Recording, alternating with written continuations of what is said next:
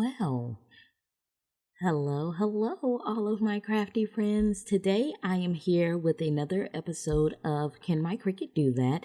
I am going to place a card up here for you guys to have the ability to see the actual card that we made with this Cricut file. So look up here. I'm going to place a card up there. And so what I'm going to do today is I'm going to take you into Design Space and show you how this card was made. So let's go into Design Space. Now, the first thing that we're going to do is we're going to bring in a square, and this square is going to be our regular size card base to begin with. We're going to unlock our key proportions, and what we will do with this card is we're going to make it 10 inches wide and 7 inches high. I always like to change my X and my Y to 0 and 0 because it gives me a better idea of where I'm working and how to place my items. So now I'm going to bring in another square. I'm going to change that color so that you can see it better. And this one, we are going to make it 4 3/4 by 6 3/4. And that's going to give us an 1/8 of an inch border around the front of our card. This would be our front mat of our card. And so on the x-axis, this is going to go to 5 1.125. That's 5 1/8 by 0 1/8. So 0.125 on the Y. And that gives us an 1/8 of an inch border around all sides. Now just imagine that the score line is here. I haven't put it there yet because we're not ready to start attaching things. So now the next thing that I'm going to do is I'm going to bring in a diamond, and I'm unlocking key proportions, and I'm just changing the width to 3 inches. Now I'm going to take that, and on my x-axis I'm going to change that to 6, and on my y I'm going to change that to 2. So that's the position that I want this diamond to be in. Now remember, I have not attached anything at this point. We're going to bring in a score line. I'm going to change the size of the score line.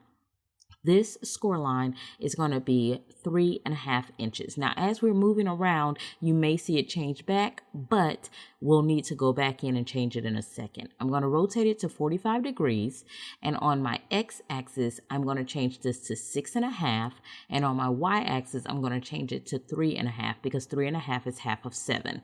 Now, here's where you can see that changed back. I don't know why I did that, but just check it again. So I changed it back to 3.5, and that puts it exactly where I want it.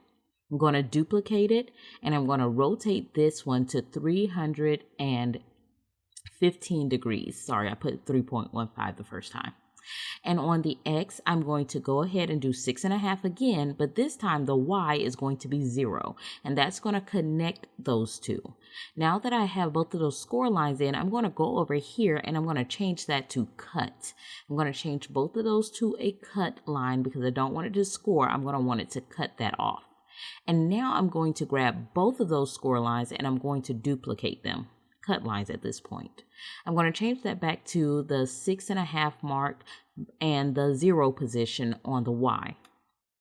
So now once I have that done, as you can see over on my right hand side, anything that I have selected is going to be a gray color.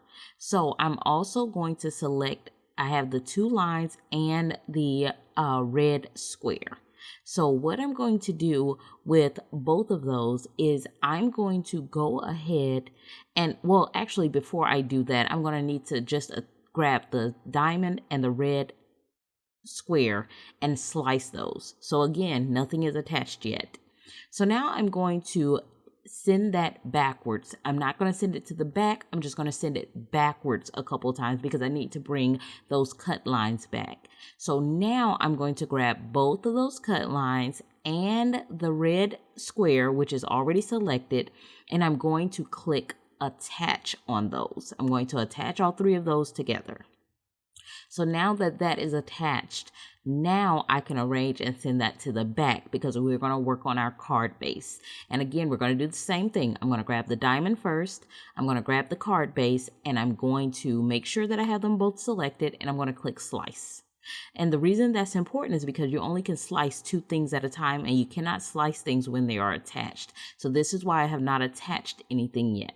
Again, I'm clicking the send backwards button just to bring my 2 cut lines back. And these are the 2 cut lines that we duplicated initially. So this is another set.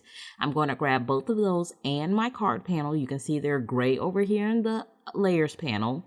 Then I'm going to attach them. Now that I have all of that attached, I don't need these diamonds anymore. So I'm going to go in. I have the 2 diamonds that were cut out and the original diamond, and I'm going to delete all of them. And now we have our diamond panel. So now I'm going to send that to the back, and I have my red panel on top like it would be when we create our card. Now I'm going to bring in another shape. It's going to be a square again, and this is going to be another card base. So for my card base, we're going to unlock the key proportions, and this is going to be 10 inches wide by 7 inches high because we're making a 5x7 card. So what I'm going to do is I'm going to end up putting these 2 on top of each other because now I'm going to add in our score lines. So I sat that one on top. I'm going to bring in another score line. I'm going to make that score line 7 inches high because that is the length of our card. I'm going to move it over to the 5 position on the X and 0 on the Y, and I'm going to duplicate it, and I'm going to have them sitting right on top of each other so I can attach them to both of these card bases. So now that I have one of those score lines selected, I'm going to then go in and I'm going to select my card base and I'm going to attach it. Then I'm going to send that to the back, and I'm going to grab my other score line and my card base, and I'm going to attach that. So now at this point, we are pretty well done working with the front panel. We're going to do something with the inside panel. And I just wanted to show you guys this little tidbit, and I hope it's helpful for you. So what I'm going to do, you guys know I usually like to double mat my cards. So I'm going to bring in another square. I'm going to change the color of that, and I'm going to make this one 4 3/4 by 6 3/4. Then I'm going to bring in another one, and I'm going to make that one 4 1/2 by 6 1/2. So let's go ahead and do this first one. I'm going to change the width to 4 3/4 or 4.75, and I'm going to change the height to 6.75. So that's going to be one of our mats. Then I'm going to take the green one, I'm going to unlock again, and I'm going to make this 4.5 or 4 1/2 by 6.5 or 6 1/2. So then these 3, so the red, the green, and part of the gray, 1/2 of the gray, should all mat on top of each other with an 1/8 of an inch border because I made them all 1/4 of an inch smaller. So let me show you something. I'm bringing in a score mark. I'm going to change that score mark to a cut mark. And I'm going to change the height to just 0.25. It's going to be very small. On my X, I'm going to be changing this to 0.125, and the Y is going to be 0.125. Now I'm going to then duplicate that. I'm going to rotate it 90 degrees, not 45, 90 degrees. And then I'm going to change that to the 0.125 and 0.125. That should make them connect. And initially, I don't know where the other score mark went. So we're going to do that again. It just disappeared on me. I think Cricut was doing something a little weird that day. So I'm going to duplicate it again, and I'm going to do the same thing. I'm going to rotate this, and then I am going to make it 0.125 and then 0.125. So then you will see we have 2 little score marks. They're now cut lines that are touching each other. I'm going to attach them. I'm going to duplicate it, and then I'm going to go to my flip, and I'm going to flip it horizontally. Now, once I flip this horizontally, I want this to go all the way to the other edge and leave an 1/8 of an inch border. So what I'm going to do is first, I am going to go in here, and on my Y, I'm going to change it to be, nope, that should not be 4.875. So on the X, I'm going to make it 4.875, but we're going to go back and have to change that. The Y is 0.125. So as you can see, that's over too far. I'm going to change this to 4.625. That is the size, that's where I want it to be. And so now you'll see I have 1/8 of an inch on the top and on the side of that. So now I'm going to take that one and this one. I'm going to make sure I have all of them selected, and I'm going to attach them. Then I'm going to duplicate it. I'm going to flip it vertically. And then this time we're going to be bringing it down to the bottom. And I'm going to do the same thing, 1/8 of an inch border. So for this one on my X, I want it to be at 0.125, and the Y, I want to be 6.625. So when I look at this, this gives me cut marks that will show me exactly where I want to place my next panel. You know, sometimes we have a hard time lining up our cards. Well, with this, it is pretty much foolproof. And so what you do is you grab all of those, and I am going to attach them all, and I'm going to duplicate it, and I want another one on the other side of this trifold panel.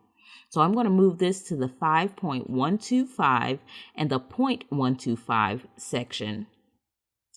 And I am going to have both of those. So now when I get ready to mat them, I won't have an issue. Now, in addition to that, I'm going to mat my red panel as well. So now that I have everything on this gray panel, I can go ahead and grab all of it and attach it. It's all together and ready to cut.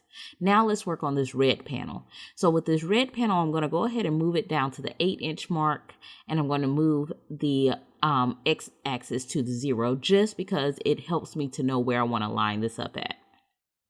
Now I want this one to fit this green mat, and I know that the green mat is 4.5, so I'm going to change those score marks to 4.5 by 6.5.